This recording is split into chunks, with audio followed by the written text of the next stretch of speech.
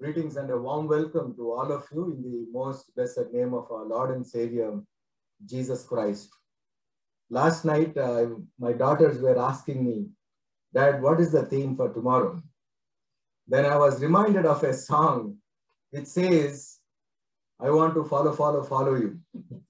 So this is not something that we are saying, I want to follow you, but it is Jesus who is asking us, follow me, follow me. Jesus in Mark Gospel chapter 2, verses 13 to 22, we come across what is read to us about Jesus. Again, he was walking in and around Sea of Galilee.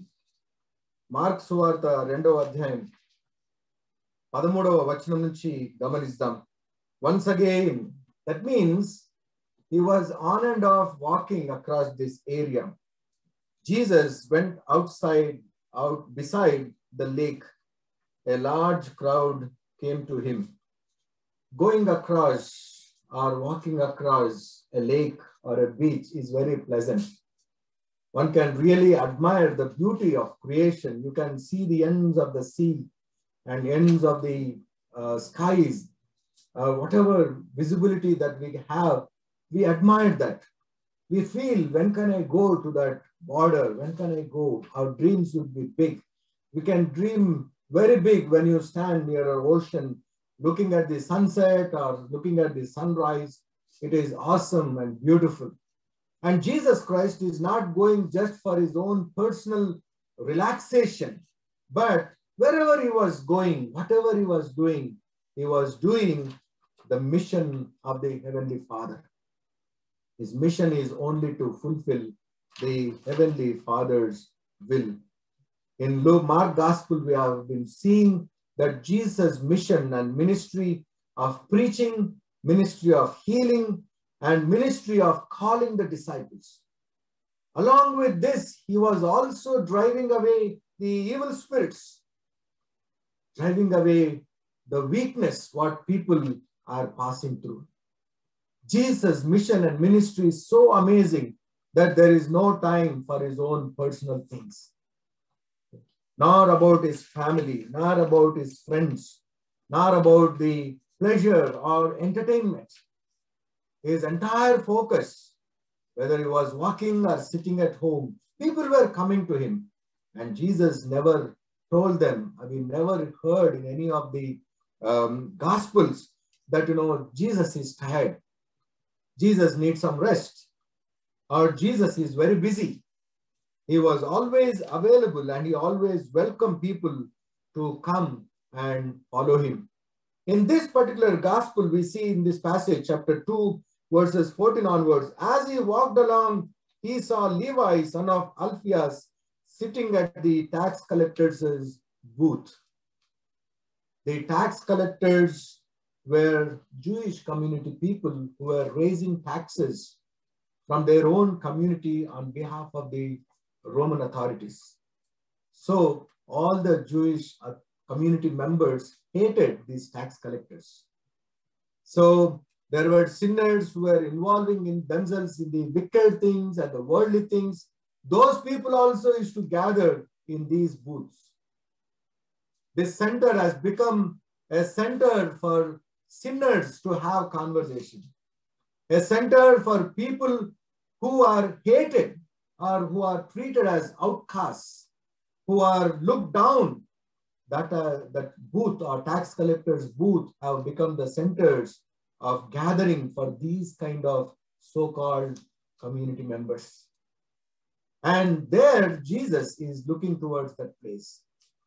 There are so many speculations about who might be this Levi, who might be this person.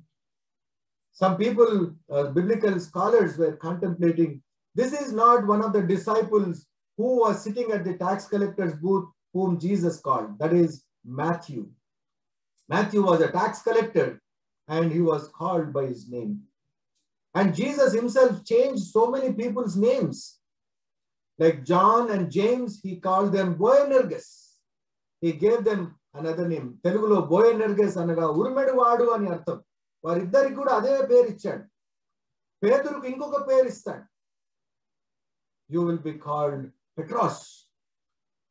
His name was Simon, and Jesus gave him the name Peter. So there is a lot of speculation. Is he James, son of Alphaeus? We don't know. But whatever may be the reason, here the gospel writer is presenting to us the very purpose of Jesus coming into the world is to call the so-called sinners of his time, the sinners, the people who were ill-treated or looked down, the people who were rejected, the people who were neglected in the community, the people who were leading their worldly life. To such people, Jesus has come. That is what we see. Jesus is demonstrating his authority again. Levi, maybe he belongs to a tribe of Levites. A Levite is supposed to be a person who should always engage himself or herself in purification, personal purification, in order that when their turn comes, they would go to the temple and do their rites, their family obligations to serve the Lord. A Levite cannot be expected to sit near a tax collector's booth and be considered as a sinner of the time. Probably Jesus was calling back this man. You are not supposed to be here among the impure people, but I would like to restore your lost dignity. Therefore, come back and serve the Lord. Where we sit, with whom we sit, what kind of friendship around we have, what kind of community we have. We need to be very careful in choosing that. We are only concerned about the community where we live, the house, the market value of our house. Is there any prospects of the growth of the value of our investments? And the second focus in United States especially would be, if you have school-going kids, we look to the rating of the school.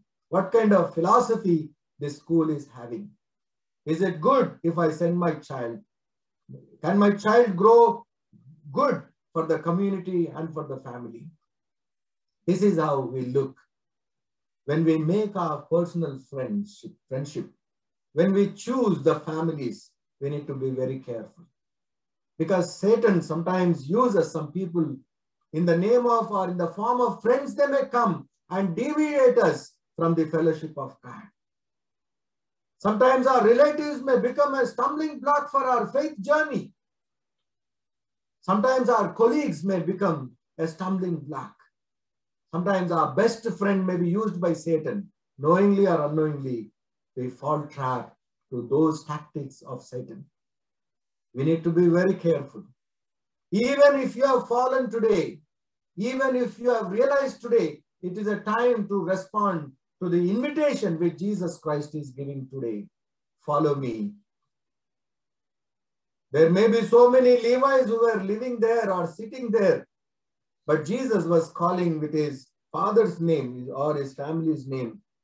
Son of Alphaeus sitting at the tax collector's booth, and he looked at him. Hey, follow me. Hey, follow me. It is very unusual thing because the Pharisees and Sadducees or the scribes, they're never associated with these people who are sitting at the tax collector's booth. No one would like to go and have a conversation. Any learned person will not dare to go and sit with them or talk with them or have association with them. Jesus, being a rabbi, he is going there. He was not mindful. What people think about me? He never thought, అయ్యో నా గురించి జనలేమనుకుంటారేమో, నేను అక్కడికి వెళ్తే నా prestige ఏంటి, నేను వారితో మాట్లాడితే నా గురించి ఏమనుకుంటారు, నా గురించి అందరూ గొప్పగా అనుకోవాలి, నేను గొప్పవారితో ఉంటే నేను గొప్పగా అందరూ నన్ను భావిస్తారు. అది మన ఆలోచన. We always strive hard to identify ourselves with big people or influential people. Even when we have to introduce about our family, we picked our forefathers who have done something remarkable. We don't take the names of our family members who struggled in poverty.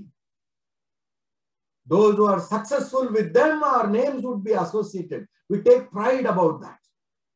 But those who have made silent sacrifices, we do not want to associate. We do not want to associate that so-and-so bad person belong to my family. Even if someone comes to us, hey, I think your cousin or your friend. No. He was my friend, not now anymore. I don't have any affiliation with him or her. Yeah, they are our relatives, but we are not associated with them anymore. We are not inviting them. We never go to them house. They go to their house because they are bad. That is how we distance ourselves. But here, Jesus Christ is transcending those traditional boundaries. By his going there, he is not worried about his identity, but he wants to give a new identity to these people who were living and confining themselves to the worldly realms. Today, same Jesus is calling us, follow me, follow me. We may be following so many things in the world. Twitter is something most of us are familiar to follow somebody, isn't it? We'll be following somebody. Their tweets. I don't know about Instagram and other networking stuff, how to follow a person. But here we see that Jesus Christ is asking, follow me. Don't follow the world. Don't follow the world. Don't confine yourselves, your life with this sinful nature. Leaving his profession, leaving his friends, leaving the company who are around him, he immediately followed Jesus Christ. What to do? He did not question. Where Jesus is going, he never asked any question. Whomever Jesus called, we see that they were following Jesus Christ. The disciples, when they were doing their business of fishing, he calls them. And immediately they leave their nets, they left their father, and they were following Jesus Christ. Likewise, Matthew, the tax collector, he left that place. He left his profession. Zacchaeus, when he was asked to come down, immediately received Jesus into his family and into his life. He left his profession and he makes a pledge. Lord, hereafter I am not going to be in that same life. Hereafter I am going to repay whatever I have taken. He is not talking about anything legal or illegal. Because in United States, we grow with this influence. Just we always compare ourselves whether this is legal or illegal. But we need to compare anything. Is this spiritual or not? Is this biblical or not? Is this according to will of Jesus or not? As believers of Jesus Christ, as followers of Jesus Christ, we need to ask us every time this question, is this biblical or not? Spiritual or not? We need to always test our lives according to Holy Scriptures, whether this is spiritual or not. The context of calling to follow Jesus Christ is twofold responsibility. The twofold responsibility is the moment he heard, he responded, he gets up and follows Jesus Christ. The second thing is he did not ask anything. The moment he heard a rabbi coming and calling, Messiah coming and calling, he forgets himself, his identity, and he casted his burden on Jesus Christ and he started to follow Jesus Christ. In our day-to-day life, with what expectations are we following Jesus Christ?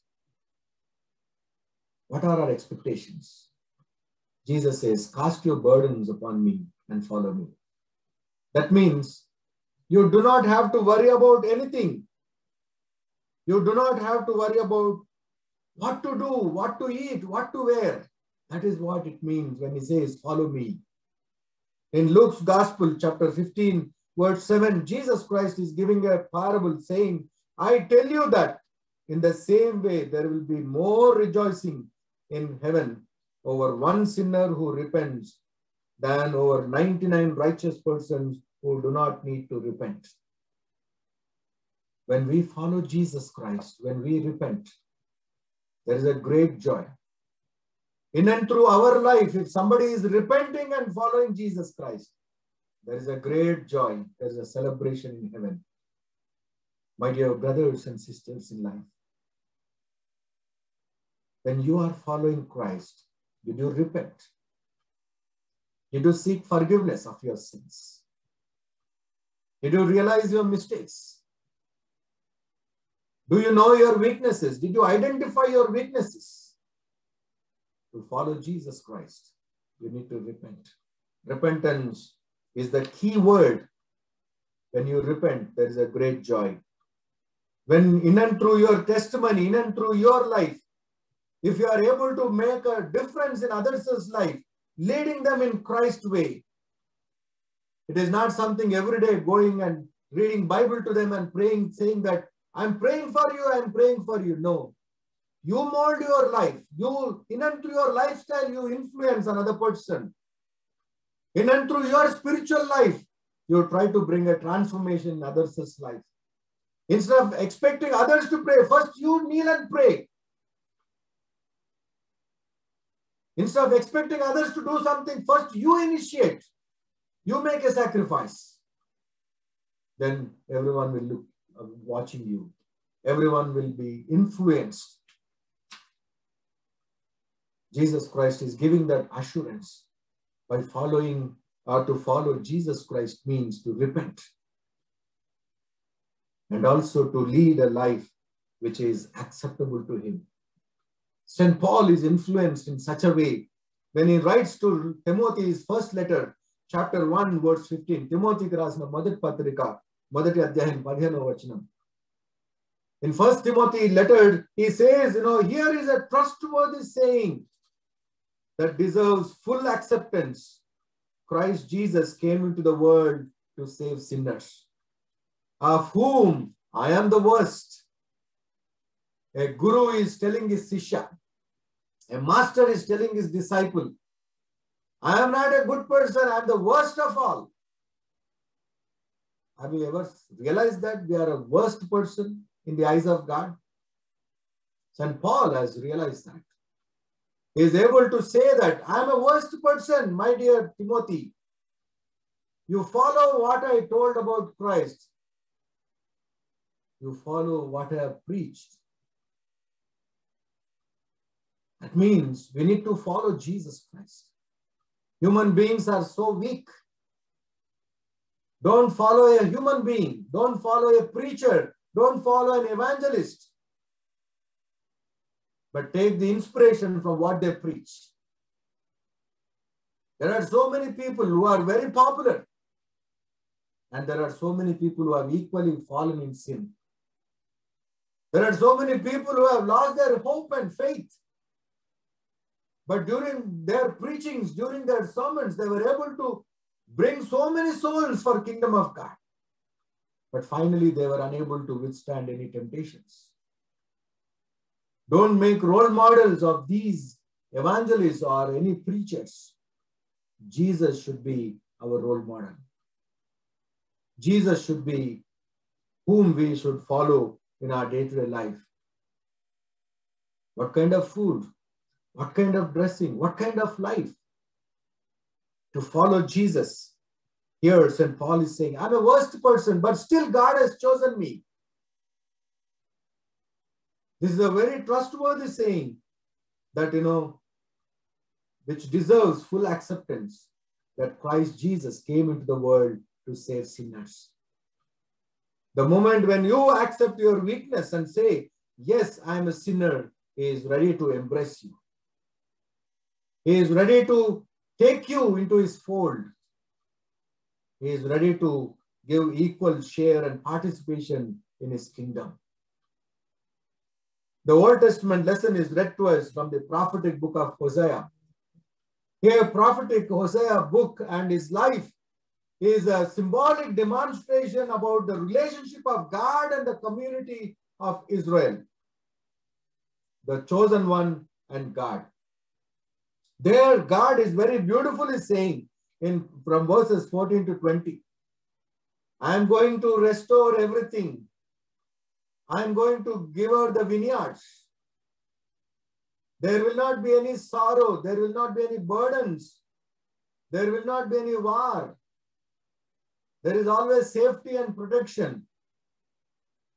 It is not that I am their God, but I am going to be their husband. A family relationship. It is not that people are following their master, but it is following their household man, following the head of the household, husband. Jesus Christ also is portrayed in the book of Revelations as bridegroom. As how the bride prepares herself and taken into the presence of bridegroom. Even in the weddings also we see the bridegroom is already seated in the church, and then the bridegroom comes with preparation, with singing, and with the accompaniment of flower girls and everyone. Those who got married in churches will know this. Those who have attended weddings in a church will understand the symbolic meaning. His bridegroom is already present there, and the bride will prepare herself and goes and surrenders herself. Likewise, the church should prepare herself, and with singing and with joyous things around her, she will go and get united with her bridegroom, that is Jesus Christ. Every marriage is a reminder for a believer that the church is a bride and bridegroom is Jesus Christ. And here in the Hosea book, Lord Yahweh is reminding the community, I am going to be your husband. That means there is no barrier. There is a barrier between master and a servant. But in husband and wife, there is equality. In husband and wife, there is good understanding. Each one will know intimately. Each one will know the pain of the other person. It is kind of a partnership. God is making a partnership with his chosen ones. It is not sitting in somewhere in remote and giving them certain set of rules. But here we see that God is saying that I am going to be your household. In partnership, we move forward. That is what we see in this Hosea book. That means God is coming to us to make a relationship with us. God is asking us and taking away all those barriers of rituals or animal sacrifices. He is asking you to sacrifice your life. He is asking you to give his heart. A contrite heart is acceptable to God. Where is your heart? Who is in your heart? To whom have you pledged your heart? To the world or to God? There are two things in this world. One is God and the world. Which one you choose? Two masters is not possible. One cannot have two masters. These are the words of Jesus Christ. One cannot serve the world and God. If you serve both masters, you will hate one person and you love another person. Everyone should have only one master. We cannot say that, yes, in the world, everything is required. Let me follow the worldly norms. Okay, for my future life, God is required. Therefore, let me follow God. No. In your life, priority should be God. St. Paul, in his letter to 2 Corinthians, in his second letter to Corinthians, chapter 3, when you find time, you read this. A very powerful expression. He says, are we beginning to commend ourselves again? Or do we need, like some people, letters of recommendation to you or from you? He is questioning the believers in Corinthian church. Do you need some kind of recommendation? Or do you have to recommend somebody? It is not something giving a referral letter for somebody endorsing their work and their character. A believer himself or herself, they are themselves a letter of God. He says, St. Paul is reminding, you yourselves are our letter, written on our hearts, known and read by everyone. Every believer is a letter of God. Every believer is an epistle of God. That is what St. Paul meant. When we are following God, when we are in God, God is asking us to demonstrate certain qualities. Yes, I do follow Jesus Christ. St. Paul demonstrated these values when he was doing his earthly ministry. And further, we see that he was reminding his community members to follow him, especially his disciples. There are 10 reasons or 10 things one need to inculcate in their life when they say, I am a follower of Jesus Christ. You can write down these things based on the scriptures. In Matthew chapter 5, verse 44, it says, you love your enemies. If you are a follower of Christ, you love your enemies. Very challenging. If you are too worldly natured, you cannot forgive your enemy. But here, as a follower of Christ, in Matthew 5:44, you need to love your enemies. In Matthew chapter 22, verse 39, it says, love your neighbors. If you are a follower of Jesus, you love your neighbor. I do not have to give explanation about these things. We can give a beautiful interpretation. But here, these are the scriptures which are reminding us to follow or to live like them, because we are the epistles of Christ. In Luke chapter 6, verse 37, Lucas Suvarta 6వ అధ్యాయం 37వ వచనం.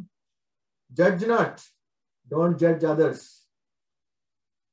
We are very good in passing judgments upon others about their dress, about their lifestyle, or about their food habits.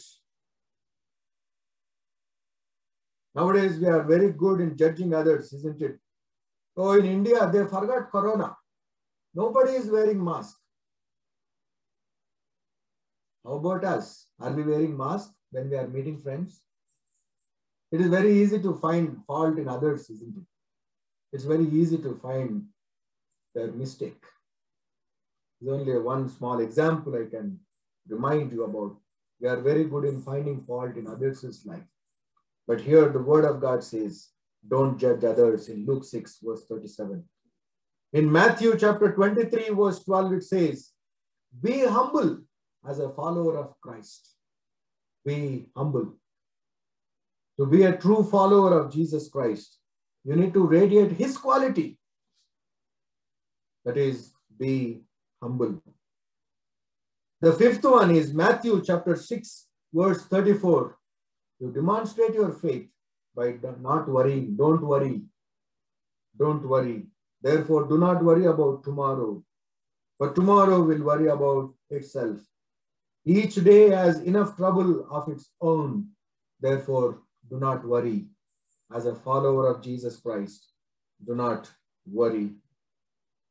The golden rule in Matthew chapter 7, verse 12. So in everything, do to others what you would have them to do to you. For this sums up the law and the prophets. The 10 commandments, the Mosaic law, is summarized in Matthew 7, verse 12. Whatever you are expecting others to do for you, first you do it. You do for others, then everything will fall in place. We always want everyone to serve us. Everyone should help us. When it comes to helping others, we don't have time. We are so busy. Just to say a word of encouragement, just to say a word, hello, how are you? Unless, there will be some people whom we come across in our day-to-day life. They will be on our Facebook, they will be on our WhatsApp groups. They never ping us. Unless we ping them and say hello, then they'll say, oh, how are you? After a long time. Equally, they also can say, isn't it? We are not worried about them. We only respond when people ask us, whether it may be a year or 2 years or 3 years also. We expect everyone to call us, everyone to ask about us. We don't have time to ask about others. But here, The word of God is reminding, as a follower of Christ, as a brother and sister to Jesus Christ, you need to do others what you would have them to do for you. First, you initiate. In John's Gospel, chapter 4, verse 24, it says, God is a spirit, and they that worship him must worship him in spirit and in truth. As a follower of Jesus Christ, worship God wholeheartedly. Wholeheartedly, one need to worship God. నీ హృదయపూర్వకంగా దేవుణ్ణి ఆరాధించాలి. ఏదో ritualistic గా చేయడం కాదు. And the eighth rule or expectation as a follower of Christ is Matthew chapter 5, verse 16. It says, show Jesus in everything you do, as we are reminded by St. Paul in 2 Corinthians chapter 3, that you are an epistle of God. You are a letter of Jesus Christ. You are not a referral or a recommendation about Jesus Christ, but you yourself is a letter of Jesus Christ. People should be able to read. People are very good in reading about us. People know up to what we are by looking into our eyes, by looking into our body language, by looking at our dress. People draw conclusions. What kind of conclusions are we allowing them to draw? That is more important. It is not what you think about yourself. No, what others are thinking about you. What do they think about? Are they thinking or trusting that you are a follower of Jesus Christ? Even Jesus makes a survey about this every time. He is asking his disciples, what is that people think about me? Did you ever heard about people talking about me? What is that they are talking about me? Whom do they think? And he even asked his disciples, okay, leave about people. What about you? What do you think about me? As a follower of Jesus Christ, we need to make a survey. What people are thinking about us? What do they think? What my friend is thinking about me? What my neighbor is thinking about me? You need to show Jesus in everything you do. And then in Matthew chapter 6, verse 33, it says, seek God first. But seek ye first the kingdom of God and his righteousness, and all these things shall be added unto you. You seek God. God should be our priority. Seek his kingdom and his righteousness. And in Mark Gospel chapter 8, verse 34, it says, deny yourselves. Deny yourself. Mark Suvarta 8వ అధ్యాయం 34వ వచనం. And when he had called the people unto him, with his disciples also, he said to them, whoever will come after me, let him deny himself and take up his cross and follow me. నిన్ను ఉపేక్షించుకొని నీ సిలువను ఎత్తుకొని నన్ను వెంబడించుము. This is very challenging. We can write volumes, we can speak in volumes about what a follower should do. What do's and don'ts we know. But in reality, to practice, we don't have time. But the word of God is giving us a caution and a reminder. You know, when God is coming to us, we need to avail that opportunity. When God is giving us an opportunity to repent, he is giving us a second chance. This opportunity may not come back to us again to seek repentance, to seek forgiveness. If once you postpone, that never comes back to you. Never postpone salvation. Never postpone to seek forgiveness of your sins. God gives one attempt and two attempts, and the third time he will shut the door. Even to correct a sinner also, the word of God says, first time you go and remind. Second time you go with the community members and remind them. If they don't listen, just leave them, ignore them. If Jesus starts to ignore us, how would be we in our lives? How miserable it would be. Yesterday we were reflecting on Jonah chapter 2. There Jonah is praying, Lord, don't throw me away from your sight. I was so scared when I disobeyed you. It would be a miserable thing to find out that God is ignoring us. So to follow Christ, make use of this opportunity. To follow Christ, make use of this time. It is a powerful reminder to each one of us. He is a forgiving God, provided you come and seek his forgiveness. He is a compassionate God, provided you turn to him, you come to him. He is a tolerant God, provided you respond to his call. As how this Levi, son of Alphaeus, he responded spontaneously and he was following Jesus Christ wherever he was going. There were so many followers who were following Jesus Christ. There were many people who followed Jesus Christ. But towards the end, only few remained faithful. Only few. Many are chosen. Many are called, but few are chosen. Are we among those chosen ones? Are we the chosen ones? We have been called, but we need to be chosen by God to be an effective instrument in his hands. Let us ask God and seek his help in our day-to-day life, especially as we pass through the season of Lent. This is another opportunity to seek forgiveness. Forgiveness of our shortcomings, forgiveness of our weaknesses. Forgiveness that is very rare commodity. Forgiveness is very important. Forgiveness is very precious.